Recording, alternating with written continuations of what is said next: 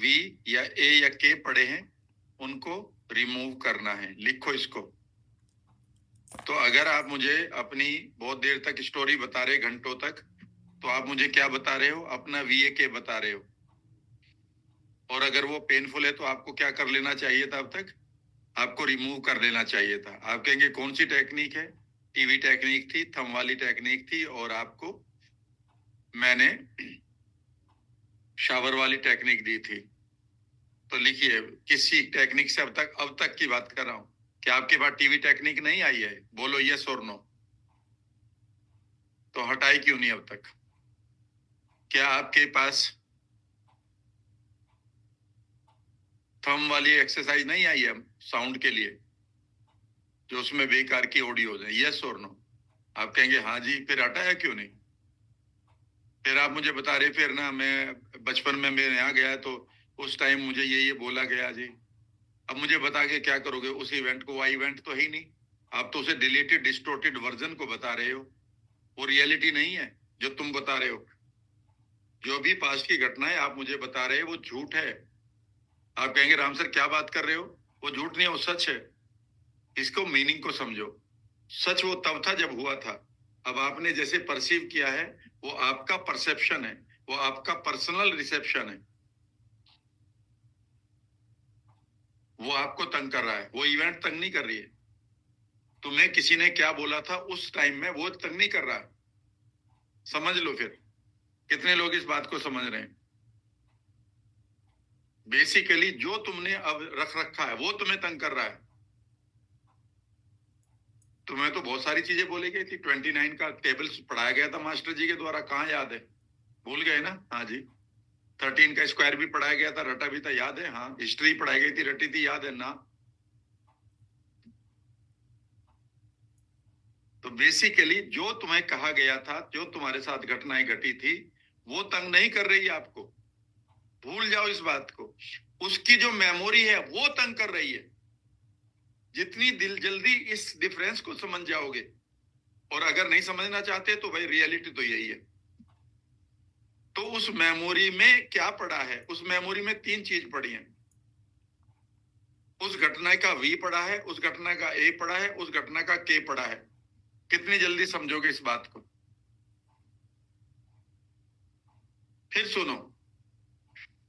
जब आप मुझे अपनी बहुत देर तक ऐसे मैसेज आ रहे हैं जो मैं तो नहीं पढ़ सकता, पता नहीं आप उसमें क्या लिखना चाह रहे हैं।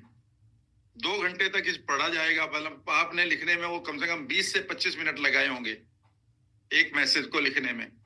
उसमें पूरी कहानी पास्ट की लिखी है।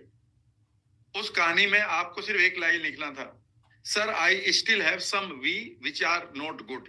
खत्म बात। मैं कहूंगा ठीक है जी, अब टीवी टेक्निक के अलावा तुम्हें कुछ और देता हूं। दूसरा सेंटेंस होता है, सर अभी भी मेरे पास पास्ट के कुछ एक ए हैं, ऑडियो हैं। वो माताजी ने बोला, वो ससुर ने बोला, सास ने बोला, वाइफ ने बोला, हस्बैंड ने बोला, किसी और थर्ड पर्सन ने बोला, बस ये है। तीसरा आप कह सकते हैं सर कुछ ऐसे मूवमेंट है वो अभी फ्रीज नहीं हो रहे हैं। किसी ने आपको फिजिकली अब्यूज किया है, किसी ने आपको अटैक किया, किसी ने आपके ऊपर चाकू से हमला किया है। उस मेमोरी को मत बताइए कि चाकू से हमला किया। ये कि सर वो हमले का अभी विजुअल भी है और उसमें अभी मूवमेंट है। मैं कहूंगा इसे फ्रीज करो, सर नहीं हो रहा, फिर मेरा काम आता है। मैं इमीडिएटली आपको मैसेज लिखूंगा। फिर आप कहते हैं कि सर मैं वहां से ये और पता नहीं मुझे क्या हो रहा है, सर मुझे पता नहीं क्या, मुझे ही क्या फिर पता क्या हो रहा है? भाई जब तुम्हें ही नहीं पता क्या हो रहा है तो मुझे कैसे पता क्या हो रहा है? तो आपको क्या लिखना था कि sir I still have some discomfort in my below my armpit और my right I mean right ear inside my throat. अभी भी मुझे फीलिंग है, बस मैं समझ जाऊंगा अभी के बाकी है। तो पहला एम क्या है आपका? लिख लिया आपने, to erase V A and K. आप 10 साल पहले किसी ने आपको इंसल्ट किया, वो 10 साल की घटना को मैं नहीं बदल सकता। वो घटना तो है ही नहीं। वो तो आपने जो परसेप्शन घटना का लिया हुआ है उस मैप को मैं बदल सकता हूं। तो उस मैप में सारी स्टोरी की जरूरत नहीं है। इसीलिए एनएलपी में जब आप किसी की काउंसलिंग करो, कभी भी किसी की कहानी मत उकसाना कि क्या हुआ था तुम्हारे साथ, ये नहीं पूछना है।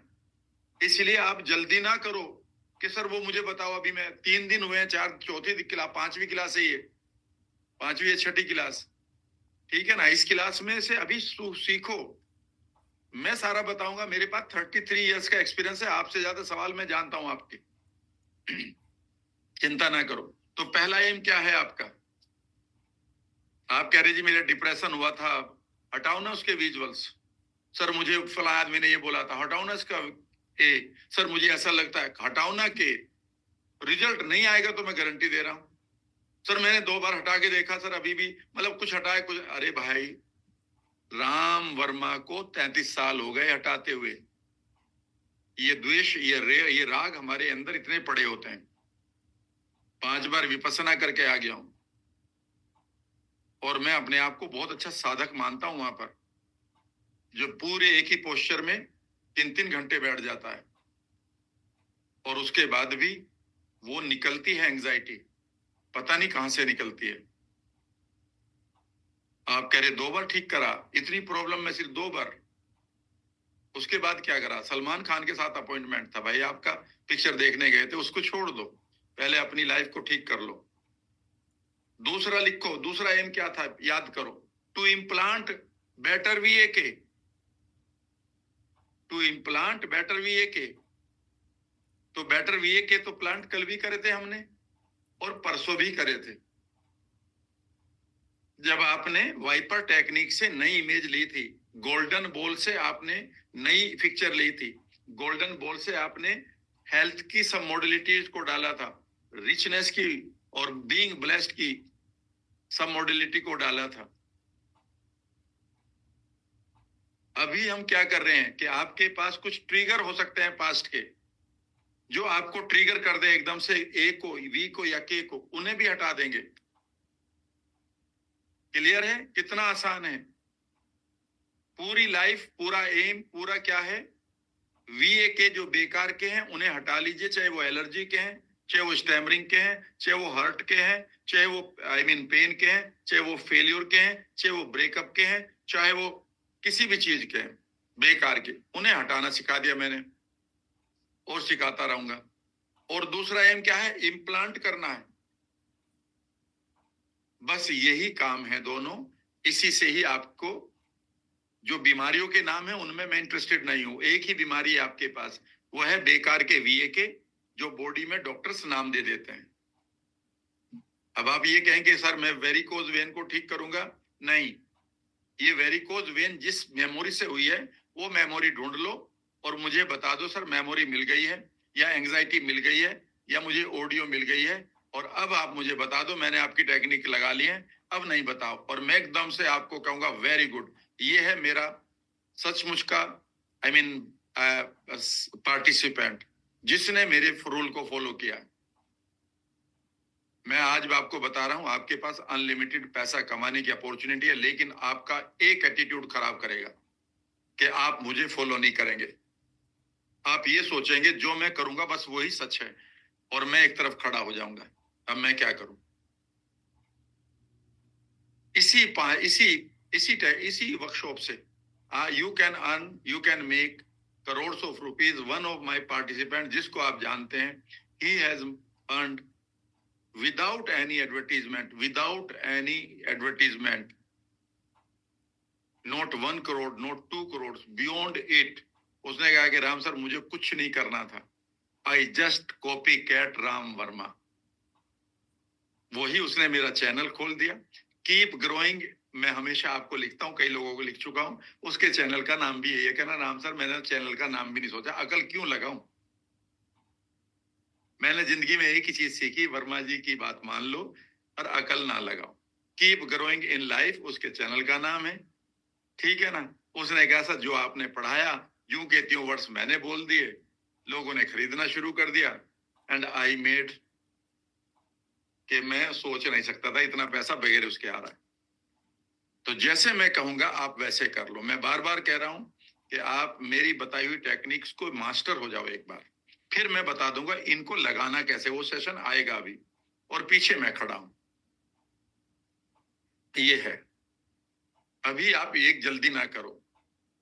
सर मेरा एक जानने वाला है, उसका एक दोस्त है, उस दोस्त की मदर ने अभी फोन करवाया है कि उसका बीपी बढ़ गया है, कौन सी टेक्निक लगाऊं?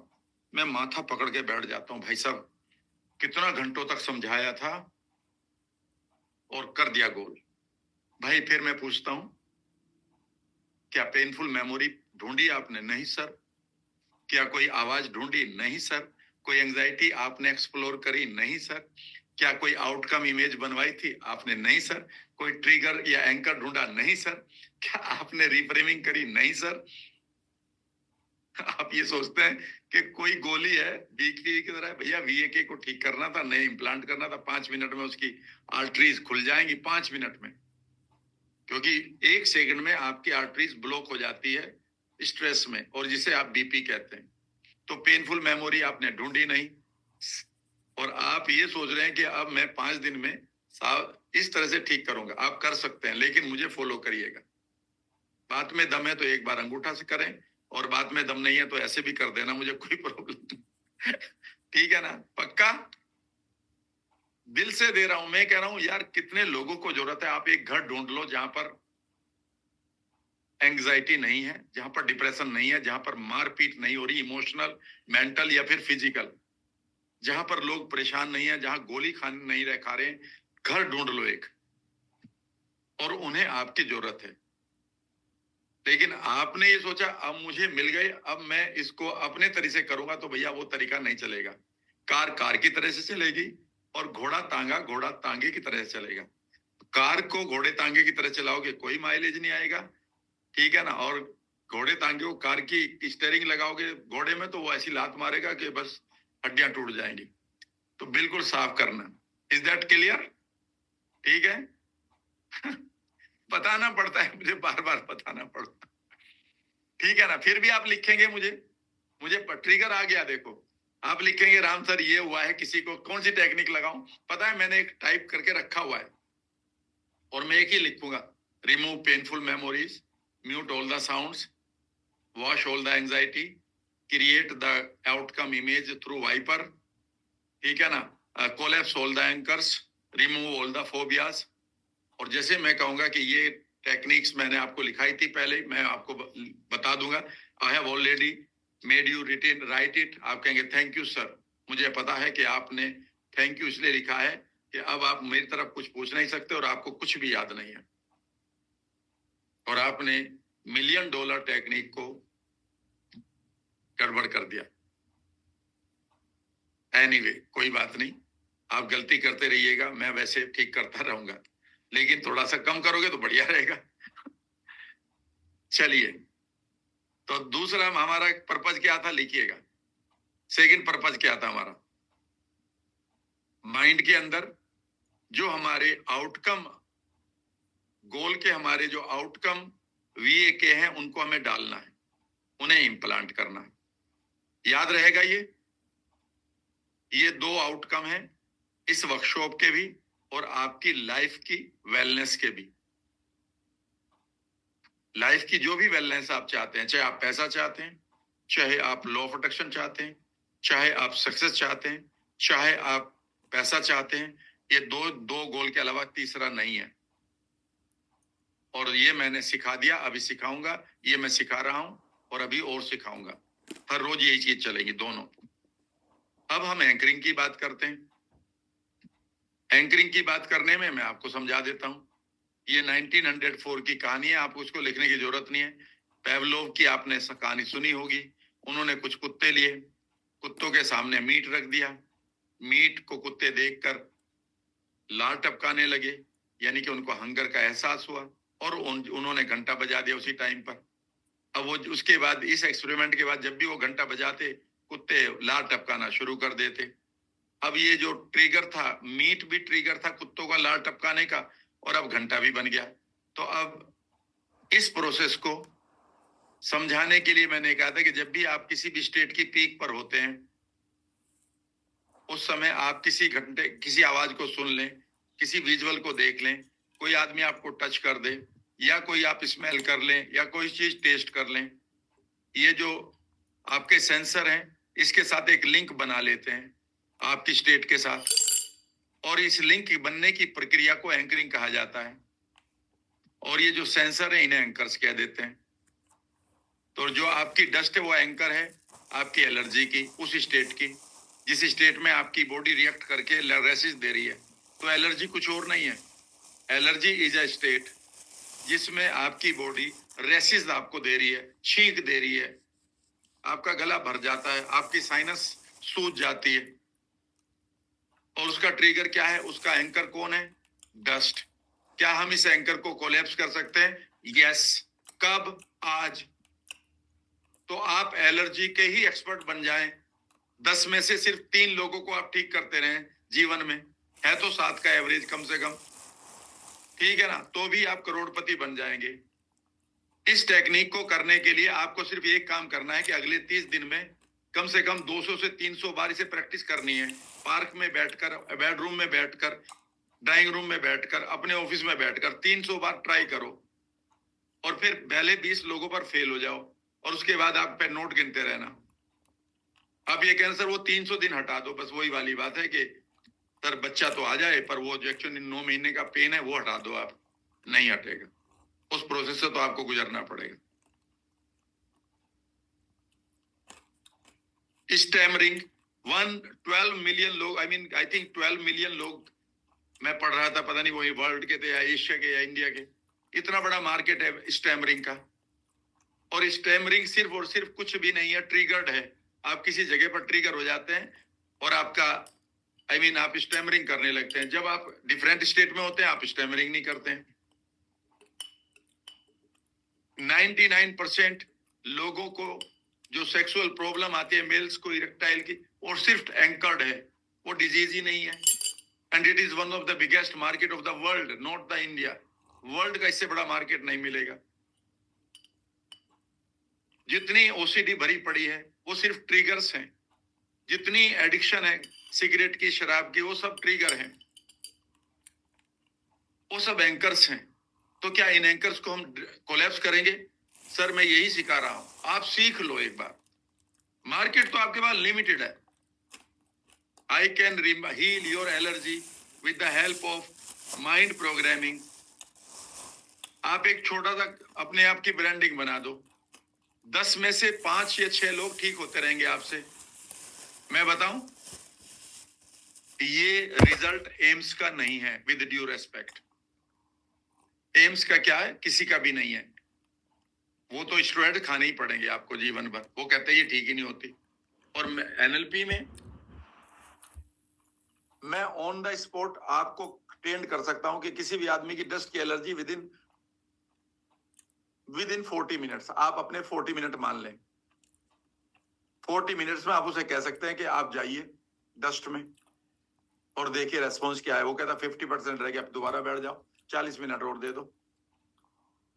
है ना कमाल की बात? तो ये सब चीज सीखेंगे।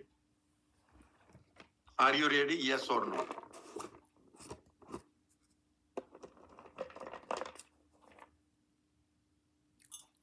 अभी दूसरी गलती आप क्या करेंगे मैं ये भी बता देता हूं। आपको सवाल पूछना आया नहीं, आप अपने क्लाइंट की जो भी बात सुनेंगे वही सच मानेंगे। अभी इसके लिए थोड़ा रुक जाओ। जिस दिन मैं काउंसलिंग सिखाऊंगा मैं उस दिन ये भी सिखाऊंगा कि वो आदमी क्या बोलेगा। वो कहेगा मुझे कैंसर है और तुम्हें कैंसर ठीक करने की मैंने कोई टेक्निक नहीं सिखाई। धीरे से फिर आपको क्या पूछना था, और जैसे आप पूछोगे सडनली वो एकदम से मान लेगा ओ माय गॉड ये है मेरी प्रॉब्लम। तो लेकिन आप क्या कहेंगे? अच्छा ये है, अब मैं एनएलपी कौन से लगाऊं? भैया आपने उसको एक्सप्लोर किया नहीं, उसके वी को खोजा नहीं, ए को खोजा नहीं। 78% लोगों के पास कैंसर इसलिए आता है कि उन्होंने किसी इवेंट में जाकर अपनी सेल्फ वर्थ को खो दिया है, स्पेशली जब उनका पार्टनर लाइफ में नहीं रहा। उसके ग्रीफ को हटा दो, उसकी इम्यूनिटी फिर एकदम से एक्टिव हो जाएगी। एनीवे वो मैं बाद में बताऊंगा। अब चलो बात करते हैं, और बात करते हैं धीरे धीरे बात करते हैं।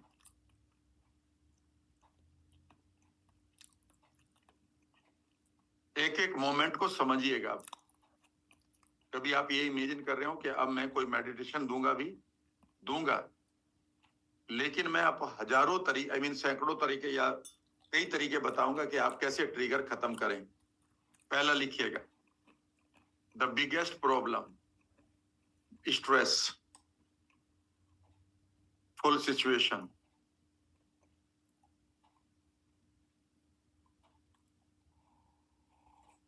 और यहां पर आप समझेंगे एसएनएस वर्सेस पीएनएस, जहां पर सारी बीमारियां, ऑल डिजीज, ऑल लिख दिया मैंने, इसका रीजन है। ये आपको 5 मिनट के लिए पढ़ना होगा। हमारे माइंड में जैसे कोई भी यहां पर स्ट्रेस आती है, यानी कि बेकार का VAK आता है, आपकी बॉडी इमीडिएटली सिंपैथेटिक, लिख लेना इसको, सिंपैथेटिक नर्वस सिस्टम, यानी कि इनर अर्थक्वेक, याद आ गया अब तो, इसमें चली जाती है और वो पूरे ऑर्गन्स पूरी तरह से अर्थक्वेक के शिकार हो जाते हैं।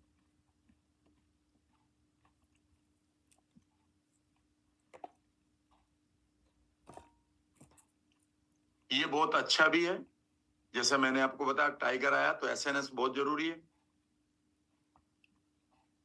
और ये अगर थोड़ी देर बाद शांत हो जाए, अगर ये थोड़ी देर बाद आफ्टर सम टाइम ये काम हो जाए, तो इसे हम पीएनएस कहते हैं, पैरा, और बाकी वही पैरा सिंपैथेटिक नर्वस सिस्टम। जितनी भी बीमारी है वो यहां पर है।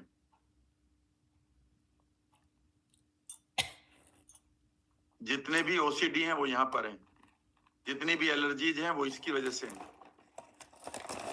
आप अंदर से हिले पड़े हैं, चाहे वो पेनफुल मेमोरी है, किसी के लिए गुस्सा है, चाइल्डहुड में आपका पेन है, कोई गिल्ट पड़ी है, यानी कि आपके पास बेकार का VAK पड़ा है।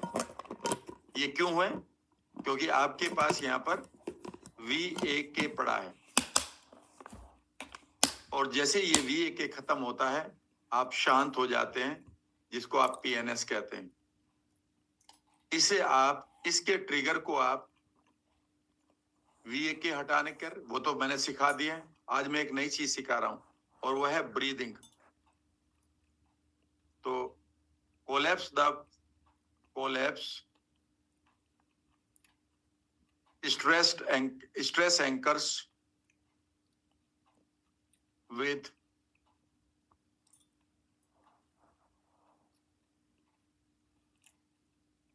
apan and pran process।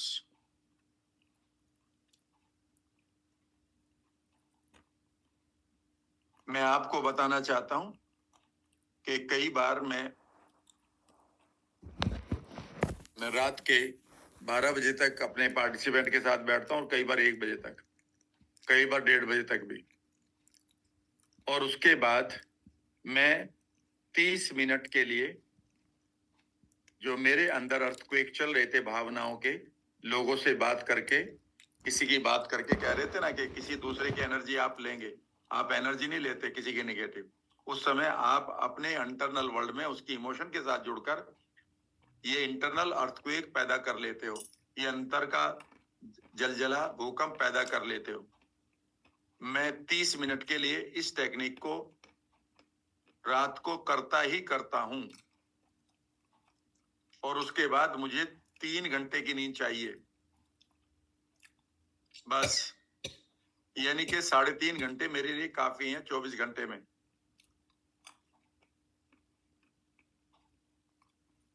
3 या 4 बस। दिन में एक बार इसे फिर कर लेता हूं जब भी मौका मिले, कई बार सुबह उठकर ही, या फिर योगा जिम से आकर एक बार किया और अपनी बॉडी को शांत कर लिया, इंटरनल वर्ल्ड में PNS में ले गया। और अब मुझे दिन भर, मुझे मालूम है कि कोई मुझे जरूरत नहीं है किसी नैप की, किसी लेटने की, किसी थकान की। क्योंकि मैंने स्ट्रेस लेस कर लिया है। इस टेक्निक के द्वारा आप इंटरनल अर्थक्वेक के एंकर को, ट्रिगर को कोलैप्स कर देंगे, जीरो कर देंगे। इसे मैं सिखा रहा हूं, मेरे साथ सीखिएगा। आप करना चाहें कर लीजिएगा।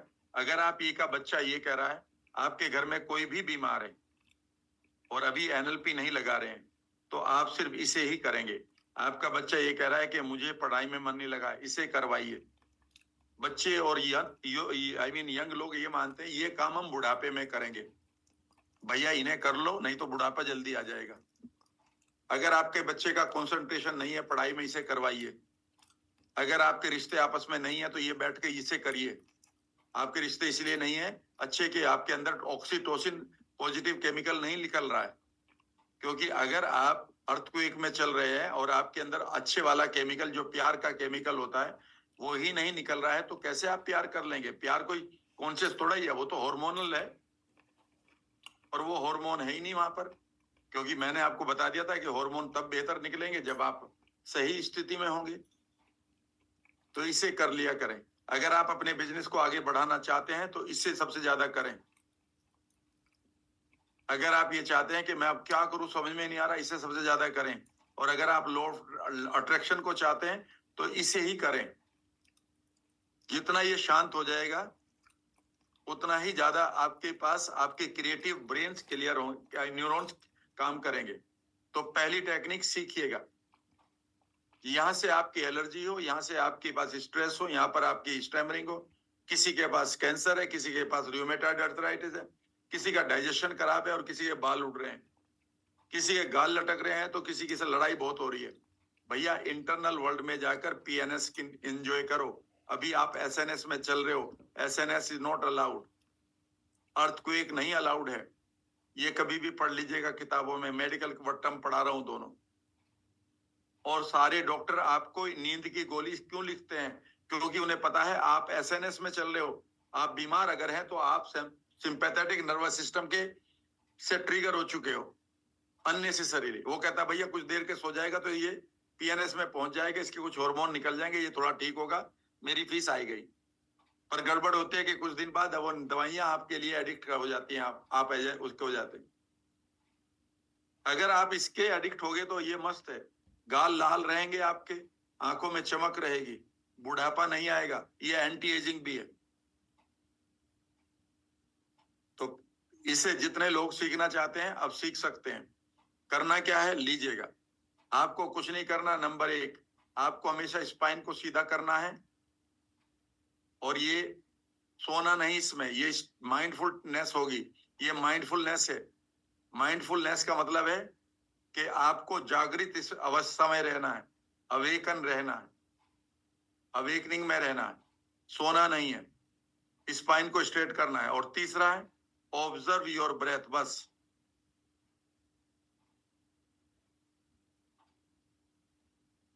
और कम से कम कितना करना है? 20 मिनट्स मिनिमम करना है। और अगर 40 भी कर लेंगे तो कोई दिक्कत नहीं। ठीक है ना? 0 नंबर पे ये लिखिएगा कि आपको स्टिल बैठना है, ये नहीं कि बार बार पैर बदल रहे हो। और आप अपनी पूरी बॉडी की एंजाइटी जो अभी भी बची हुई है उससे इसे ठीक कर सकते हैं। कंधे सीधे करिएगा, बैठिएगा। और ये भैरव विज्ञान का पहला ही मंत्र, इसको अगर आपने एक किताब का नाम पढ़ा होगा भैरव विज्ञान, ये वहां से ली गई है टेक्निक, जिसमें ये बताया जाता है। मुझे नहीं पता वो किताब क्लेम ऐसा ही करती है कि ये जो आई थिंक 112 उसमें ब्रीदिंग पैटर्न बताए गए हैं, उसमें ये पहला पैटर्न है। और ये कहा गया है कि किस तरह से मोक्ष को प्राप्त किया जाए, यानी कि इनर कामनेस को कैसे प्राप्त किया जाए। तो ये भगवान शंकर ने बताई है टेक्निक। इसे हम आना पान के नाम से भी जानते हैं। अब आपको क्या करना है? आपको अपना फोकस अपने सांस पर लगाना है। बहुत सारे थॉट आएंगे, वो थॉट आपको डिस्टर्ब करेंगे।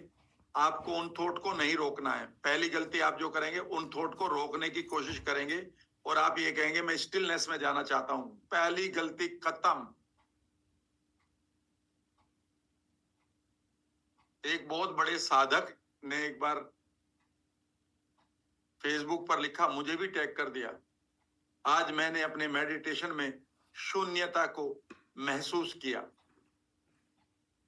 मैंने लिखा, जब तुम्हें ये पता था कि शून्यता चल रही है, उस समय ये थॉट आया था ना? कहता हाँ। मैंने कहा जब थॉट आया था तो शून्यता कहां थी? उसने कहा ये तो बिल्कुल ठीक बात है। जब मैं ऑलरेडी उस थॉट में हूं कि शून्यता आ रही है या नहीं आ रही है, तो थॉटलेस कहां हुए अभी आप थॉटलेस हो क्यों रहे हो?